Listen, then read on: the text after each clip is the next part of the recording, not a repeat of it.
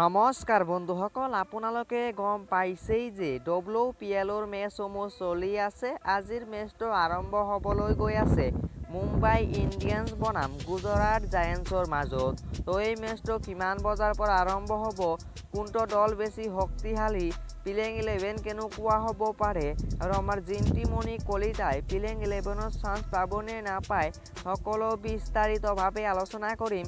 তাৰ আগতে আপোনালোকৰ ওচৰত এটাই অনুৰোধ, জিন্তিমণি কলিতাৰ বাবে ভিডিঅ'টোত লাইক হ'ব লাগে আৰু চেনেলটো যদি নতুনকৈ আহিছে চেনেলটো ছাবস্ক্ৰাইব কৰি বেল আইকনটো বজাবলৈ নাপাহৰিব।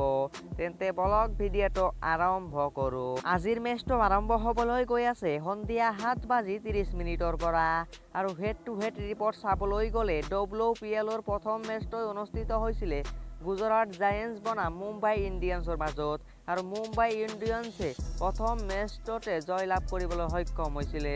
তো হেড টু হেড ৰিপৰ্টত মুম্বাই ইণ্ডিয়ানছে আগবাঢ়ি আছে আৰু পইণ্টছ টেবুলতো চাবলৈ গ'লে মুম্বাই ইণ্ডিয়ানছে আগবাঢ়ি আছে। 4খন খেলৰ ভিতৰত মুম্বাই ইণ্ডিয়ানছে 4খন খেলে জয়লাভ কৰিছে আৰু গুজৰাট জায়েণ্টছ দলে 4খনৰ ভিতৰত এখনহে জয়লাভ কৰিছে, 3খনে হাৰিছে।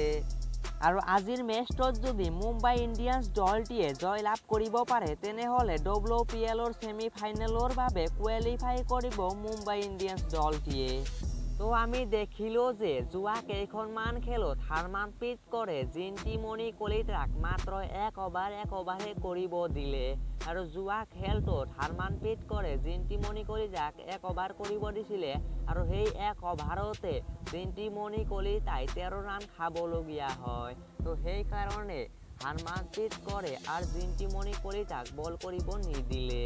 তো আজিৰ মেচটোত জিন্তিমণি কলিতাক হয়তো হাৰমানপ্ৰীত কৰে 2 অভাৰমান কৰাব পাৰে, কাৰণ এইটো ফাষ্ট বলাৰৰ কাৰণে পিচখন খুবেই ভাল।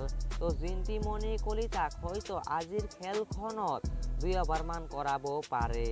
লগতে প্ৰথম অভাৰতে যদি জিন্তিমণি কলিতাই উইকেট লাভ কৰিব পাৰে তেনেহ'লে হাৰমানপ্ৰীত কৰে জিন্তিমণি কলিতাক হয়তো 2ৰ পৰা 3 অভাৰ কৰাব পাৰে। তো এয়া আছিল ভিডিঅ'টোত কেনে লাগিলে কমেণ্ট কৰি জনাব।